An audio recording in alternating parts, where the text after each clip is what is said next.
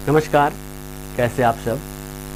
आप सभी के विशेष मांग पर एनसीईआरटी आधारित कक्षाएं प्रारंभ की जा रही हैं और इस कक्षा के अंतर्गत सबसे पहला विषय भूगोल करने वाले हैं। भूगोल के अंतर्गत भारत एवं बिहार का भूगोल हम साथ साथ करते हुए चलेंगे, क्योंकि सिलेबस आपने देखा होगा, सिलेबस में सीधे तौर पर लिखा हुआ है। अगर मुख्य परीक्षा की बात करें, जो भी आप पढ़ते हैं, चाहे भूगोल, राज्य व्यवस्था, अर्थव्यवस्था, विज्ञान, प्रौद्योगिकी, जो भी पढ़ते हैं वो सभी किसके आधार पर, बिहार के विशेष संदर्भ में पढ़ना है। अर्थात भारत का भूगोल पढ़ना है, उसके साथ साथ बिहार का भी भूगोल पढ़ना है। भारत का इतिहास पढ़ना है, वो भी बिहार के विशेष संदर्भ में पढ़ना है। और प्रश्नों की प्रतिकृति देखें तो वहीं से प्रश्न पूछे गए हैं।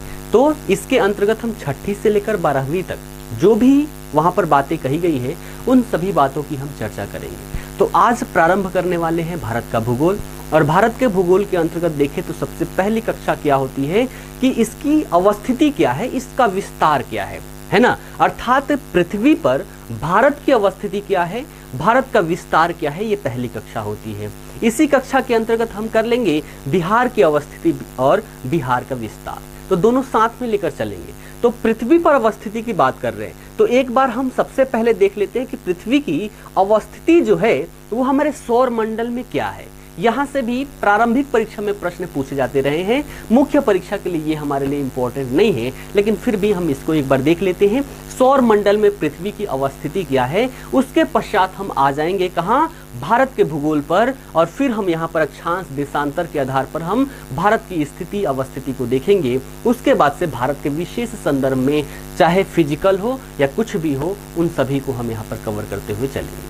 ठीक है, तो हमारा बेस क्या होगा, एनसीईआरटी आधारित होगा। इससे लाभ क्या होगा, कोई भी पीसीएस का एग्जाम हो, आप प्रश्न उठा के देख लीजिए, जितने भी प्रश्न पूछे जाते हैं सबका आधार एनसीईआरटी है और लगभग 80% के आसपास आपको क्वेश्चन एनसीईआरटी से देखने को मिलता है। तो चलिए इस सेशन को प्रारंभ करते हैं। इसके अंतर्गत सबसे पहला टॉपिक हम आज करेंगे सोलर सिस्टम, अर्थात हमारा सौर मंडल। ठीक है, सौर मंडल की बात करें तो यहाँ पर आपको सूर्य दिखाई दे रहा है ना। सूर्य के बाद आपको बुध है, बुध के बाद शुक्र, फिर पृथ्वी, मंगल, बृहस्पति, शनि, अरुण और वरुण, ये 8 ग्रह हैं। ये हमारे सौर मंडल के पार्ट हैं। लेकिन सौर मंडल की अगर हम बात करें तो सौर मंडल में आते क्या क्या है, अगर इसकी बात करें तो बहुत सारे जो खगोलीय पिंड हैं उन सभी को मिलाकर हम सौर मंडल कह लेते हैं। और इस खगोलीय पिंड में क्या क्या आता है, सबसे पहले तो तारे आते हैं, उसके बाद ग्रह, उपग्रह, और इनके अलावे बहुत सारे अन्य खगोलीय पिंड हैं, जैसे उल्का पिंड हो गए, है ना, उसके बाद क्षुद्र ग्रह हो गए। तो इन सभी को सम्मिलित रूप से हम सौर मंडल की संज्ञा दे देते हैं, सौर मंडल का नाम दे देते हैं। ठीक है, यहाँ पर तारों की बात करें तो तारों का अपना यहाँ पर चमक होता है, अपनी गर्मी होती है, जिसके परिणाम स्वरूप वो चमकते हैं। आकाश में जब भी आप देखेंगे तो वहां पर बहुत सारे टिमटिमाते हुए तारे नजर आते हैं। वो क्या है, क्यों टिमटिमाते हैं, क्योंकि उसमें अपनी ऊष्मा होती है, अपनी गर्माहट होती है, अपनी चमक होती है, और उसी के कारण वो चमकता हुआ नजर आता है। जबकि ग्रह की बात करें तो ग्रह के पास अपनी ऊष्मा नहीं होती, अपने लाइट्स नहीं होते, प्रकाश नहीं होते, जिसके परिणाम स्वरूप वो चमकते हुए दिखाई नहीं देते, लेकिन फिर भी हमें वो दिखाई देते हैं। क्यों, क्योंकि वो एक आईने की तरह कार्य करते हैं। अर्थात तारों के द्वारा जो प्रकाश छोड़ी जाती है उससे वो चमकते हैं, इसलिए वो भी हमें आकाश में दिखाई पड़ते हैं। ग्रह की बात करें तो एक ग्रीक शब्द है प्लेनेटाई, है ना, प्लेनेटाई, और प्लेनेटाई से बना हुआ है प्लेनेट, जिसका मतलब होता है परिभ्रमक, है ना, जिसका मतलब क्या होता है, परिभ्रमक होता है। तो प्लेनेटाई से बना हुआ है प्लेनेट अर्थात ग्रह, जिसका मतलब होता है परिभ्रमक, अर्थात चारों तरफ चक्कर लगाने वाला। तो खगोलीय पिंड कौन कौन से, तारे, ग्रह, उपग्रह, क्षुद्र ग्रह, उल्का पिंड, इन सभी को हम सम्मिलित रूप से सौर मंडल कह लेते हैं। ठीक है, हम जो पढ़ने वाले हैं उसके अंतर्गत क्या क्या है, तो सबसे पहले हमारे सौर मंडल में 8 उपग्रह है और इन 8 उपग्रहों से प्रश्न पूछे जाते रहे हैं। यहाँ पर आपको एक बड़ी संरचना दिखाई दे रही है जिसे सूर्य या सन कहते हैं। सूर्य से सबसे नजदीक का ग्रह जो है उसे हम बुध कहते हैं। ठीक है, सबकी विशेषताओं की भी बात हम यहीं पर कर लेंगे। तो बुध की बात करें सबसे पहले नंबर पर, अगर हम सूर्य से दूरी के आधार पर देखें तो पहले नंबर पर हमारा बुध आ जाता है, दूसरे नंबर पर शुक्र आ जाता है, तीसरे नंबर पर जिस पर हम निवास करते हैं, जिसके बारे में डिटेल में पढ़ना है, अर्थात पृथ्वी आ जाती है। चौथे नंबर का ग्रह जो है वो है मंगल, पांचवें नंबर का ग्रह जो है वो है बृहस्पति, छठे नंबर का है शनि, सातवें नंबर का है अरुण और आठवें नंबर का है वरुण, है ना। ये क्या है, हमारे 8 उपग्रह है जो हमारे सौर मंडल के हिस्से के अंतर्गत आते हैं। सबकी विशेषताओं को एक बार हम चर्चा कर ले, क्या क्या यहाँ से याद रखनी है, क्या क्या समझनी है। तो सबसे पहले हम देखें तो सूर्य से सबसे नजदीक का जो ग्रह है वो है हमारा बुध, है ना। इसका अगर हम देखें, हर एक ग्रह में 2 विशेषताएं ध्यान रखिएगा। क्या चीज, एक तो ये क्या होगा, सूर्य के चारों तरफ चक्कर लगाएगा और दूसरा ये अपने अक्ष पर भी घूर्णन करेगा। तो जो सूर्य के चारों तरफ चक्कर लगाता है उसको बोलते हैं परिक्रमण काल, और जो अपने अक्ष पे घूर्णन करता है उसको हम बोलते हैं घूर्णन काल। ठीक है, तो यहां पर हम बुध की बात करें तो ये सूर्य को एक चक्कर लगाने में 88 दिन का समय लेता है। अर्थात जितने भी हमारे ग्रह हैं उन सभी ग्रहों में सबसे कम परिक्रमण काल देखे तो वो है हमारा बुध का। अर्थात यहां पर देखें तो 88 दिन में ये सूर्य का एक चक्कर लगा लेता है, जबकि अपने अक्ष पर घूर्णन की बात करें तो अपने अक्ष पर 59 दिन में एक चक्कर घूम लेता है।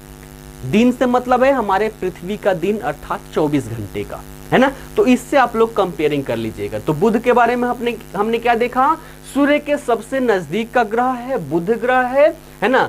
सूर्य के एक चक्कर लगाने में इसको 88 दिन का समय लगता है, जबकि ये अपने अक्ष पर घूमने में 59 दिन का समय लेता है। ग्रह के अलावे उपग्रह, अर्थात ग्रह क्या है, सूर्य के चारों तरफ चक्कर लगाते हैं, और उपग्रह की बात करें तो वो ग्रह के चारों तरफ चक्कर लगाते हैं। तो यहां पर देखें बुध के उपग्रह के बारे में तो एक भी उपग्रह नहीं है, अर्थात बुध के पास एक भी उपग्रह नहीं है। हमारा एक उपग्रह है, एक इकलौता, जिसे हम चंद्रमा के नाम से जानते हैं, मून के नाम से जानते हैं। बुध से और क्या चीज याद रखना है, तो जितनी भी हमारी ग्रह है, 8 ग्रह में सबसे ज्यादा तापांतर अगर किसी के पास है तो वो है हमारा बुध के पास। अर्थात यहाँ पर दिन में देखें तो दिन में 427 डिग्री सेल्सियस तापमान चला जाता है, जबकि वहीं रात में गिरकर -173 डिग्री सेल्सियस तक पहुंच जाता है। अर्थात देखें तो यहाँ पर लगभग 400 डिग्री का तापांतर हो जाता है दिन और रात में। तो सबसे ज्यादा तापांतर वाला ग्रह कोई है तो वो है हमारा बुध।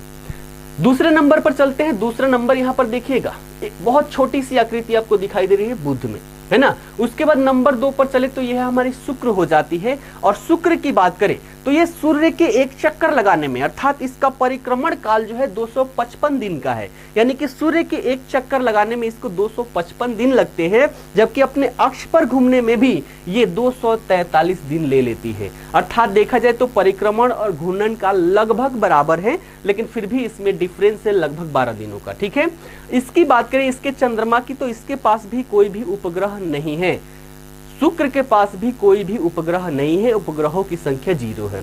इससे और क्या क्या बातें हमें याद रखनी है, तो शुक्र सबसे चमकीला उपग्रह है।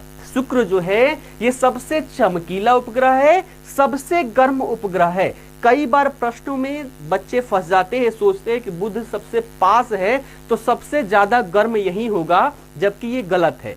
सबसे गर्म कोई ग्रह है तो वो है हमारा शुक्र। तो शुक्र की विशेषताएं देखें तो क्या है, सबसे पहला ये सबसे चमकीला ग्रह है, सबसे गर्म ग्रह है। इसे सांझ या भोर का तारा कहा जाता है, सांझ या भोर का तारा कहा जाता है, याद रखिएगा, क्योंकि ये शाम को भी दिखाई देता है, भोर में भी दिखाई देता है, इसीलिए सांझ या भोर का तारा कहा जाता है। ये दक्षिणावर्त, इसका जो घूर्णन है ना, यानी कि सूर्य का यहाँ पर देखिए घूर्णन, तो जो घूर्णन होता है ना, तो ये दक्षिणावर्त है, यानी कि क्लॉकवाइज है। अर्थात जितने भी हमारे ग्रह हैं, इन सभी ग्रहों की जो घूर्णन गति है उससे ये विपरीत दिशा में घूर्णन करता है, इसलिए इससे हम क्या बोलते हैं। अर्थात यहाँ पर हमारा सूर्योदय कहाँ होता है, पूर्व की तरफ होता है। यहाँ पर हम जब भी जाएंगे तो सूर्योदय कहाँ होगा, पश्चिम की तरफ, और सूर्यास्त कहाँ होगा, पूरब की तरफ। अर्थात शुक्र की जो गति है वो अन्य ग्रहों से, 2 ग्रह है ऐसी, तो पहली हम बात कर लिए शुक्र की, अगले पर भी आएंगे। तो शुक्र की जो घूर्णन गति है वो क्या है, अन्य ग्रहों के विपरीत है। ठीक है, उसके बाद और क्या है, और इससे याद करने वाली, तो इसका घनत्व है ना सबसे ज्यादा है, है ना, इसका घनत्व सबसे ज्यादा है। यहाँ पर देखिए ऐसे समझ सकते हैं कि इसके घनत्व की बात करें तो पृथ्वी से इसकी तुलना की जाती है। जैसे इसका घनत्व हो गया, आकार हो गया, व्यास हो गया, लगभग पृथ्वी के समान है, इसलिए इसे पृथ्वी की जुड़वा ग्रह के नाम से जाना जाता है। तो पृथ्वी की जुड़वा ग्रह कौन है? शुक्र है, ये बात याद रखिएगा। उसके बाद यहाँ पर देखिए तीसरे नंबर पर है हमारी पृथ्वी। तो पृथ्वी की डिटेल में चर्चा हम अगले क्लास में करेंगे। आज पृथ्वी के बारे में शॉर्ट में देख लेते हैं। पृथ्वी, इसका परिक्रमण काल अर्थात सूर्य के चारों तरफ घूमने में इसको 365 दिन लग जाते हैं, और इसका जो घूर्णन काल है वो कितना है? 1 दिन है, अर्थात 24 घंटे के बराबर है। यहाँ पर हम बात करें उपग्रहों की संख्या की तो एक और एकलौता उपग्रह कौन सा है? हमारा चंद्रमा है ना। साइज के आधार पर देखें तो सभी उपग्रहों में 5वां सबसे बड़ा उपग्रह हमारी पृथ्वी है। तो 5वीं सबसे बड़ी उपग्रह कौन सी है? हमारी पृथ्वी है। चौथे नंबर पर आगे बढ़े तो अगला हमारा क्या हो जाता है? मंगल ग्रह है। और मंगल ग्रह की बात करें तो इसकी क्या क्या विशेषताएं हैं? जितना दूरी बढ़ते जाएगा, एक बात ध्यान में रखिएगा, जितना दूरी बढ़ते जाएगा सूर्य के परिक्रमा करने का समय जो है उतना ही बढ़ते हुए चला जाएगा। आपने देखा होगा कि कोई मान लीजिए कोई सेंटर है, सेंटर के जितने कोई पास में होता है वो उतनी ही स्पीड से उतनी ही जल्दी जल्दी उसका परिक्रमण कर लेता है। वही कोई हो जो बहुत दूर हो वो उसी स्पीड से परिक्रमा करेगा तो उसको ज्यादा समय लगेगा। तो सबसे कम समय किसको लगता है? बुध को लगता है। मंगल की बात करें तो 687 दिन लगते हैं इसको पृथ्वी के एक चक्कर लगाने में। और घूर्णन काल देखें, यानी कि अपने अक्ष पर घूमने की बात करें तो ये 1 दिन अर्थात पृथ्वी के समान ही 24 घंटे में अपने अक्ष पर एक बार घूम जाती है। एक विशेषता क्या है इसकी? तो यहाँ पर मंगल की बात करें तो ये भी जैसे पृथ्वी अपने अक्ष पर 23.5 डिग्री झुका हुआ है, वैसे ही मंगल भी अपने ग्रह पर 25 डिग्री पर झुका हुआ है, जिसके परिणाम स्वरूप यहाँ पर भी पृथ्वी के समान ही ऋतु परिवर्तन होता है। ठीक है, तो इसकी विशेषताएं देख ले। इसके 2 उपग्रह है, फोबोस और डीमोस, है ना। तो मंगल के 2 उपग्रह क्या है? फोबोस और डीमोस, ये बात याद रखिएगा। इसको लाल ग्रह के नाम से भी जानते हैं। लाल ग्रह क्यों? क्योंकि इसकी जो चट्टानें हैं उसमें आयरन ऑक्साइड की मात्रा अत्यधिक पाई जाती है, जिसके परिणाम स्वरूप ये लाल दिखाई पड़ता है, इसलिए इसे लाल ग्रह के नाम से भी जानते हैं, है ना। अभी हमने देखा ये क्या है? अपने अक्ष पर 25 डिग्री झुकी हुई है। पृथ्वी कितना? 23.5 डिग्री, जबकि ये 25 डिग्री झुकी हुई है, जिसके परिणाम स्वरूप यहाँ पर भी ऋतु परिवर्तन होते हैं। झुकाव की वजह से ऋतु परिवर्तन होता है, हम फिजिकल ज्योग्राफी में देखेंगे, यहाँ शॉर्ट में समझ रहे हैं। तो यहाँ पर भी ये अपने अक्ष पर 25 डिग्री झुकी हुई है। और क्या क्या प्रश्न यहाँ से पूछे जाते हैं? तो जितने भी हमारे ग्रह हैं, इन सभी ग्रहों में सबसे बड़ा ज्वालामुखी जो है वो मंगल ग्रह पर ही उपस्थित है, और उसका नाम क्या है? ओलियस मेसी। नाम क्या है? ओलियस मेसी। तो पूरा हम देखें अपने सौरमंडल की, तो अपने सौरमंडल की सबसे बड़ा ज्वालामुखी की बात करें, ओलियस मेसी, वो कहां आपको? मंगल ग्रह पर दिखाई देगा। जबकि सबसे ऊंचा पर्वत पृथ्वी पर देखें तो एवरेस्ट है, लेकिन एवरेस्ट से भी 3 गुना ज्यादा ऊंचाई की बात करें तो वो किसका है? हम देखें निक्स ओलंपिया का है, और ये भी कहां आपको? मंगल ग्रह पर देखने को मिलेगा। तो पूरे ग्रह की बात करें, उन ग्रहों में सबसे ऊंची चोटी जो है ना, वो कहां आपको देखने को मिलेगी? मंगल ग्रह पर देखने को मिलेगी। ये जो 4 ग्रह है, बुध, शुक्र, पृथ्वी, मंगल, इन चारों को हम इनर प्लेनेट कहते हैं, जबकि बाकी जो 4 है, बृहस्पति, शनि, अरुण और वरुण, इसे आउटर प्लेनेट के नाम से जाना जाता है। तो आशा करता हूं यहां तक आप सभी ने अच्छे से समझ लिया। अब बात करते हैं बृहस्पति की। तो बृहस्पति की बात करें तो पूरे साइज के आकार में देखें तो पृथ्वी अपनी देख लीजिए कितनी छोटी दिखाई दे रही है, मंगल कितनी छोटी दिखाई दे रही है ना, शुक्र कितनी, इन सभी की अपेक्षा देखें तो ये कई गुना ज्यादा बड़ा है। तो बृहस्पति की बात करें तो ये सबसे बड़ा ग्रह है हमारा, है ना। हमारे सौरमंडल का सबसे बड़ा ग्रह कौन है? बृहस्पति है। दूरी ज्यादा है तो इसको परिक्रमण करने में भी ज्यादा समय लगेगा। अर्थात देखें तो सूर्य के एक चक्कर लगाने में इसको लगभग 12 साल लग जाते हैं। लगभग क्यों बोल रहा हूं तो इसको समय लगभग लगता है 11 साल 11 महीने कुछ दिन, इसलिए हम डायरेक्टली इसको लगभग 12 साल कह लेते हैं। और साथ ही साथ देखें अक्ष पर घूर्णन गति तो इसकी बहुत ही कम है, अर्थात 9 घंटे 56 मिनट में क्या कर लेता है, अपने अक्ष पर एक चक्कर लगा लेता है। तो इसका घूर्णन काल कितना है, 9 घंटे 56 मिनट। ठीक है, उसके बाद इसके सैटेलाइट अर्थात हम उपग्रहों की बात करें तो इसकी संख्या 53 है। ये जो डेटा है लेटेस्ट डेटा है, नासा के वेबसाइट से मैंने लिया है। तो यहाँ पर कितने 53 उपग्रह है। कितने उपग्रह है, 53 उपग्रह है। ठीक है, याद रखिएगा बृहस्पति के पास अपने 53 उपग्रह है। जैसे हमारे चंद्रमा एक है वैसे ही बृहस्पति पर 53 चंद्रमा है। ठीक है, ये कंफर्म्ड है। अभी 23 के आसपास है, जिसमें कंफ्यूजन है वो हो जाएगा तो और भी ज्यादा इसमें हो सकते हैं। ठीक, उसके बाद अगला हम ग्रह देखें तो अगला ग्रह क्या है, शनि है। और शनि की बात करें तो इसकी विशेषताएं जहां से प्रश्न पूछे जाते रहे हैं तो सबसे पहले देखें तो इसको पृथ्वी के एक चक्कर लगाने में 29 साल 5 महीने लग जाते हैं। कितने, 29 साल 5 महीने लग जाते हैं। उसके बाद घूर्णन गति देखें अर्थात अपने अक्ष पर घूमने का समय तो 10 घंटे 40 मिनट इसको अपने अक्ष पर घूमने में समय लग जाता है। इसके उपग्रहों की संख्या देखें तो इसके उपग्रहों की संख्या भी कितने हैं, 53। ये भी क्या है, कंफर्म्ड है। और लगभग 22 या 23 के आसपास है जिनको अभी कंफर्म्ड नहीं किया गया है। जब हो जाएगा तो इसकी भी संख्या 60 से भी ऊपर हो जाएगी। तो इसकी भी कितनी, 53 है। इसके भी उपग्रहों की संख्या कितनी है, 53 है। इसकी बात करें शनि तो ये उपग्रह हमारे जितने भी ग्रह है इन सभी ग्रहों में दूसरा सबसे बड़ा ग्रह है। इसकी विशेषता क्या है, तो इसके चारों ओर आपको एक संरचना दिखाई दे रही है जिसे हम वलय कहते हैं। और इन वलयों की संख्या कितनी है, 7। ठीक है, तो इसके चारों तरफ एक चमकदार रोशनी आपको दिखाई देती है, वो क्या कहलाती है, वलय कहलाती है। और इसकी संख्या कितनी है, 7। यानी कि 1 2 3 4 करके 7 वलय जो है जो चमकती हुई आप सभी को दिखाई देती है, ये इसकी विशेषता है। साथ ही साथ घनत्वता की बात करें तो इसकी घनत्वता बहुत ही कम है। ठीक है, सभी ग्रहों में सबसे कम घनत्व अगर किसी का है तो वो किसका है, शनि का है। पानी से भी कम घनत्व है। अर्थात अगर हम इसको पानी में डाल दें तो ये क्या हो जाएगा, पानी में तैरने लगेगा, है ना। इसका इतना घनत्व है, आप इस पे खड़े होंगे तो डूब जाएंगे, है ना। जैसे पृथ्वी का जो ऊपरी सतह है वो क्या है, ठोस है, उसके परिणाम स्वरूप हम इस पे खड़े हो पाते हैं। जब इस पे आप खड़े होने जाएंगे तो डूब जाएंगे, ठीक है ना। तो इस पर जाके खड़े कभी नहीं होना है। तो घनत्व की बात करें तो इसका घनत्व सबसे कम है, जल से भी कम घनत्व है इसका। इसके सबसे बड़ा उपग्रह जो है उसका नाम है टाइटन।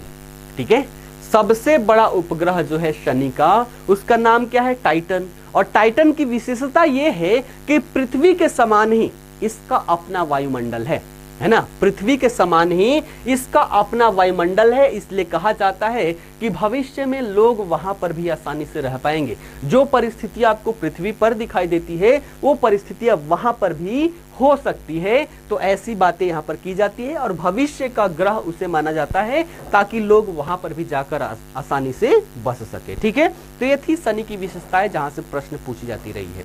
अगला देखिए 7वें नंबर पर, तो 7वें नंबर पर है हमारा अरुण, है ना। और अरुण की बात करें तो ये सूर्य के एक चक्कर लगाने में 84 वर्ष का समय लेता है। अर्थात मानव जन्म लिया, उसके बाद मर गया, उसके बाद फिर वो उस स्थान पे आएगा, इतना ज्यादा समय लेता है। तो सूर्य के एक चक्कर लगाने में कितना, 84 वर्ष का समय लगता है। जबकि अपने अक्ष पर ये घूर्णन गति जो है ये 17 घंटे 14 मिनट में अपने अक्ष पर एक चक्कर लगा लेती है। इसके उपग्रहों की संख्या देखें तो इसके उपग्रहों की संख्या कितनी है, 27 है। और संपूर्ण जितने हमारे जो 8 ग्रह है, इन 8 में तीसरा सबसे बड़ा ग्रह कौन सा है, हमारा अरुण है। ठीक है, इसमें भी बात करें तो इसमें भी बहुत सारे वलय हैं। जैसे शनि में वलय है वैसे ही अरुण में भी वलय पाए जाते हैं। और इसके वलयों की संख्या कितनी है, 9 है, जिसमें से 5 मुख्य जिसका नाम दिया गया है अल्फा बीटा, है ना, गामा, ऐसे करके नाम दिया गया है। तो यहां पर देखें तो इसके पास भी अपना वलय है और उसकी संख्या कितनी है, 9 है, याद रखिएगा। अभी हमने देखा था शुक्र।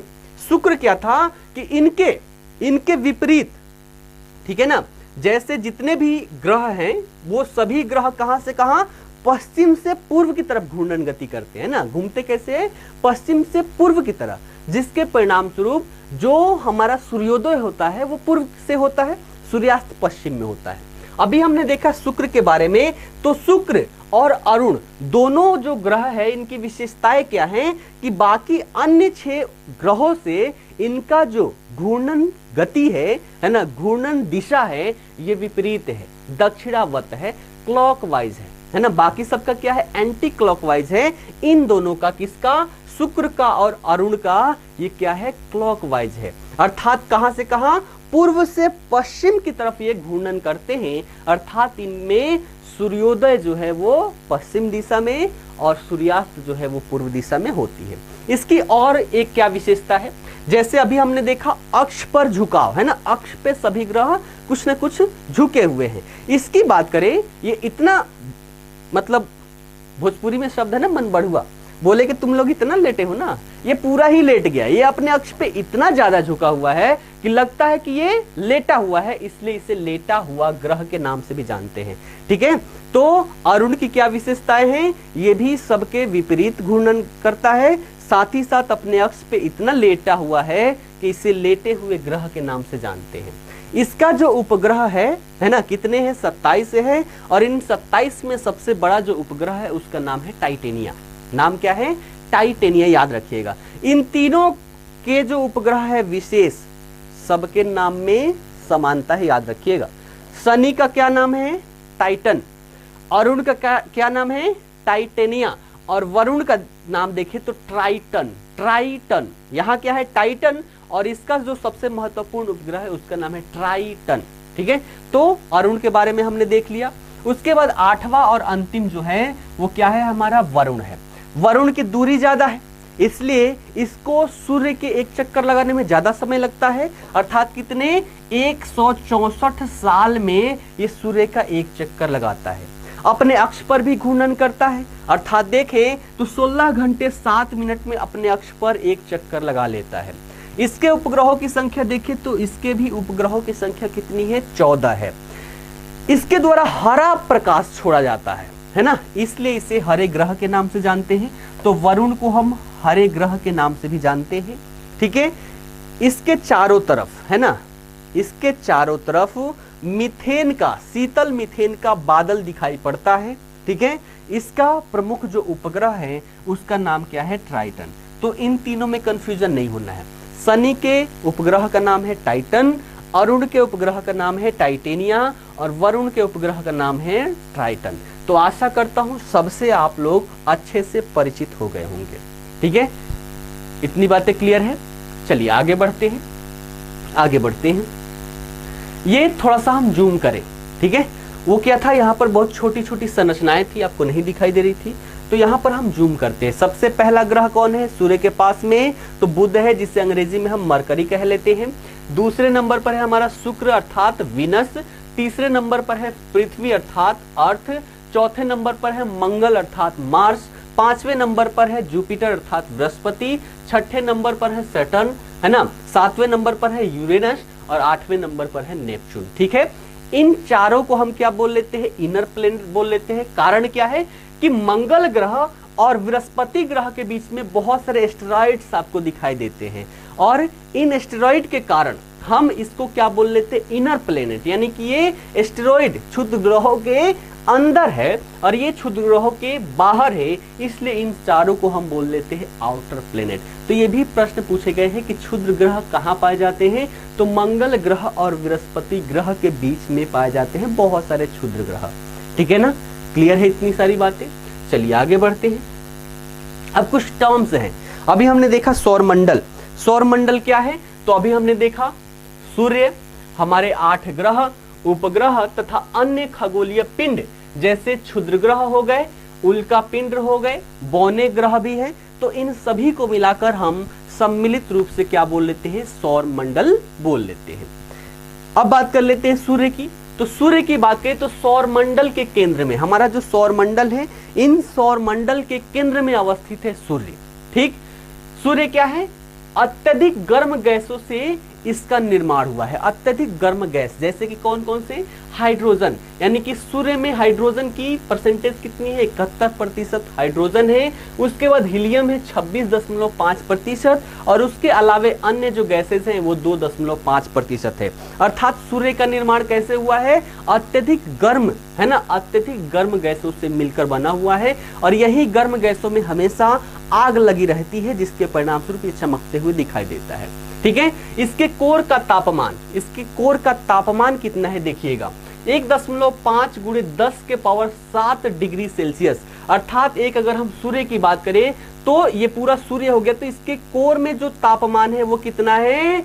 1.5 गुणे 10 के पावर 7 डिग्री सेल्सियस। आप लिख लीजिएगा कितना बड़ा ये हो जाएगा, इतना टेम्परेचर यहाँ पर पाया जाता है। जबकि ये हो जाता है हमारा बाहरी सतह, और बाहरी सतह की बात करें तो यहाँ पर 6000 डिग्री सेल्सियस तापमान देखने को मिलता है। ठीक है, इसमें जो ऊर्जा, जैसे कि अभी हमने बात किया पृथ्वी जो हमारे ग्रह है, ग्रहों के पास अपनी ऊर्जा नहीं है, तारों से ऊर्जा ग्रहण करती है। और हमारे जो सबसे पास का तारा है वो क्या है? सूर्य है। अर्थात सूर्य से पृथ्वी को ऊर्जा प्राप्त होती है। ये ऊर्जा बनती कहाँ है, कैसे है सूर्य में? तो इसकी बात करें, आपने केमिस्ट्री में पढ़ा होगा संलयन और विखंडन, दो प्रक्रियाएं होती है। विखंडन यानी कि जब एक अणु टूट जाता है और टूटने के परिणाम स्वरूप जो वहां पर ऊर्जा बनती है उसे हम बोलते हैं विखंडन। और दूसरी प्रकार क्या होती है कि 2-4 अणु जो है वो आपस में मिलकर एक अणु बनाते हैं, ऐसी अवस्था में जो ऊर्जा निर्मित होती है उसे हम बोलते हैं संलयन। तो सूर्य में जो ऊर्जा की प्राप्ति होती है वो संलयन के कारण होता है। तो यहाँ पर ऊर्जा जो प्राप्त होती है वो कैसे? नाभिकीय संलयन के द्वारा यहाँ पर ऊर्जा का निर्माण होता है। अर्थात यहाँ पर हाइड्रोजन के 4 अणु मिलकर, है ना, हाइड्रोजन के 4 नाभिक मिलकर एक हीलियम का निर्माण करते हैं, यानी कि 4 यहाँ पर संलयित हो रहे हैं, आपस में मिल रहे हैं। तो हाइड्रोजन के 4 नाभिक मिलकर हीलियम की एक नाभिक का निर्माण करते हैं और इससे जो ऊर्जा निर्मित होता है वही ऊर्जा का प्रयोग हम लोग अपनी एनर्जी के लिए करते हैं। और इसी के परिणाम स्वरूप यहाँ पर बहुत ही ज्वलंत आग जैसा आपको दिखाई पड़ता है। ठीक है, सूर्य के उम्र की बात करें तो इसकी उम्र कितनी है? लगभग 5 बिलियन वर्ष है। पृथ्वी पर इसकी जो प्रकाश है कितने देर में पहुंचती है? तो 8 मिनट 16.6 सेकेंड में पृथ्वी पर सूर्य का प्रकाश पहुंच जाता है। पृथ्वी से दूरी की बात करें, अर्थात सूर्य और पृथ्वी के बीच में दूरी कितनी है? तो लगभग 15 करोड़ किलोमीटर दूरी है। ठीक है, यहाँ पर आपको हम अगर पूरे ब्रह्मांड की बात करें तो पूरे ब्रह्मांड में बहुत सारी गैलेक्सीज हैं, है ना, बहुत सारी गैलेक्सीज हैं। उन्हीं गैलेक्सीज में हमारी यहाँ पर क्या है? मिल्की वे है। तो यहाँ पर देखें तो इसका जो केंद्र है ना, यहाँ इसकी जो केंद्र है, इसके केंद्र से सूर्य की जो दूरी है, सूर्य यहाँ पर अवस्थित है और यहाँ पर ये इसका केंद्र अवस्थित है। तो इसके बीच में जो दूरी है वो 30,000 प्रकाश वर्ष है ना, 30,000 प्रकाश वर्ष दूर अवस्थित है। अर्थात दूरी, केंद्र से दूरी कितनी है? 30,000। अब यहाँ पर देखें तो यहाँ पर हमारे छोटे छोटे क्या है? छोटे छोटे हमारे यहाँ पर ग्रह हैं। तो इसमें हम कंपेयर करें तो हमारी ग्रह तो यहाँ पर दिखाई भी नहीं देती, केवल सूर्य की बात करें। और ऐसे ऐसे यहाँ पर कई सारे आपको सौरमंडल दिखाई देते हैं, है ना, कई सारे सौरमंडल होंगे। अर्थात एक हम देखें, है ना, तो गैलेक्सीज में कई सारे आपको सौरमंडल दिखाई देते हैं। इसलिए परिकल्पना की जाती है कि हमारे जैसे बहुत सारे लोग, है ना, बहुत सारे जीव विभिन्न सौरमंडल के माध्यम से वहां पर होंगे। तो एक गैलेक्सीज में बहुत सारे सौरमंडल हो सकते हैं, बहुत सारे पृथ्वी हो सकते हैं और ऐसे अरबों खरबों यहाँ पर क्या है? गैलेक्सीज है। तो आप समझ सकते हैं कि कितनी ऐसे ग्रह होंगी जहां पर विशेष प्रकार के लोग रहते होंगे, विशेष प्रकार के जीव रहते होंगे। ठीक है, यहाँ पर देखें तो पृथ्वी भी, है ना, अभी हमने देखा पृथ्वी सूर्य की परिक्रमा करता है, सूर्य भी इस केंद्र का परिक्रमा करती है और ये जो परिक्रमा है वो 250 किलोमीटर प्रति सेकेंड की स्पीड से इस केंद्र का परिक्रमा करती है। तो आपने देखा क्या? चंद्रमा, है ना, यानी कि उपग्रह ग्रहों की परिक्रमा करते हैं, ग्रह तारों की परिक्रमा करते हैं, तारे जो हैं वो आकाश गंगा, है ना, उसका जो केंद्र है उसका परिक्रमा करती है, ठीक है ना। तो ये सभी बातें आप लोग याद रखिएगा, ठीक है। इसके बाद एक दो टर्म्स और भी हैं, उसको देख लेते हैं, उसके बाद सेशन को हम समाप्त करेंगे। एक शब्द आपने सुना होगा प्लूटो, अर्थात बहुत साल पहले आपने पढ़ा होगा 2006 से पहले, तो यहाँ पर आपने पढ़ा होगा कि हमारे कितने ग्रह थे, 9 ग्रह थे, जिसमें प्लूटो को भी सम्मिलित किया गया था। लेकिन अगस्त 2006 में एक मीटिंग होती है, किसकी?